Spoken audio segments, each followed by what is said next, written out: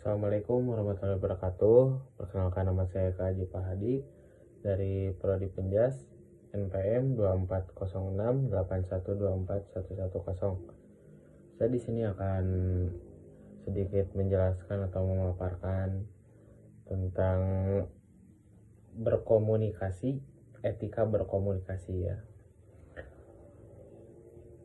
Yang pertama di sini ada etika berkomunikasi terhadap orang tua, yaitu hormat dan patuh. Tunjukkan rasa hormat dan patuh kepada orang tua.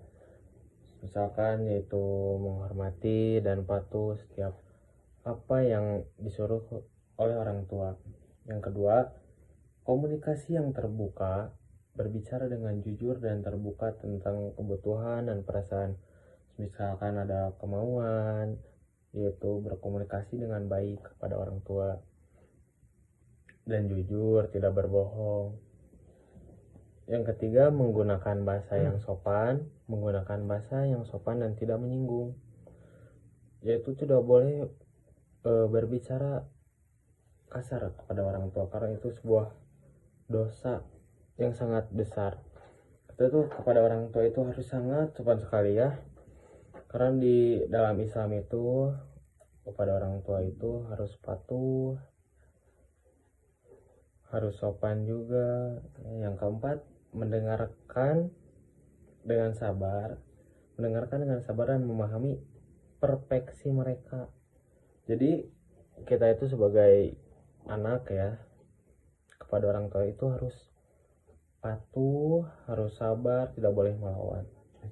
Ya singkat seperti itu.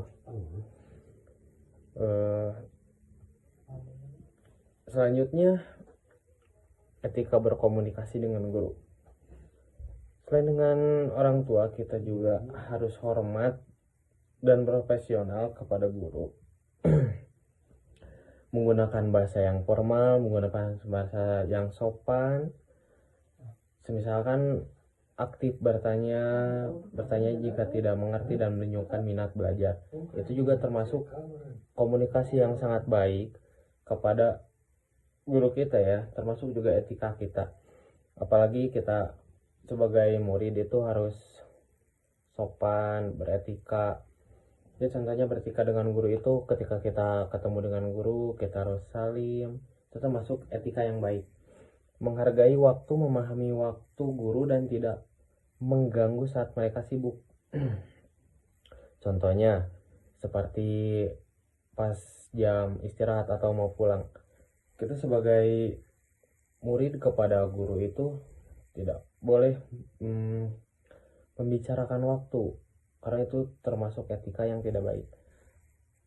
Kita juga harus menghargai waktu guru. Misalkan guru lagi sibuk, itu tidak boleh diganggu. Itu juga termasuk etika kita terhadap guru. Oke, yang selanjutnya, etika kita dengan sesama, yaitu dengan misalkan dengan teman ataupun dengan ya sesama kita. Menggunakan bahasa yang sopan, menggunakan bahasa yang tidak menyinggung juga. Kepada teman kita juga harus menggunakan etika yang baik. Mau ke yang seumuran kita atau yang di bawah kita atau yang di atas kita juga, kita harus menggunakan etika yang sopan. Kita juga harus menghormati perbedaan. Menghormati perbedaan itu banyak sekali, misalkan dalam agama, suku, ataupun banyak yang lain juga. Ya, misalkan di agama ya kita harus saling toleransi. Ya, apalagi kan di Indonesia itu agamanya banyak. Mayoritasnya kebanyakan kan Islam, tapi yang lain juga banyak. Kita juga harus saling menghargai. Itu juga termasuk etika yang sangat baik, apalagi kepada teman yang berbeda agama. Aktif mendengarkan dengan sabar dan memahami perspektif mereka. Bersikap ramah dan induktif kepada semua orang. apalagi pada sesama. Ya, jadi itulah etika berkomunikasi ya.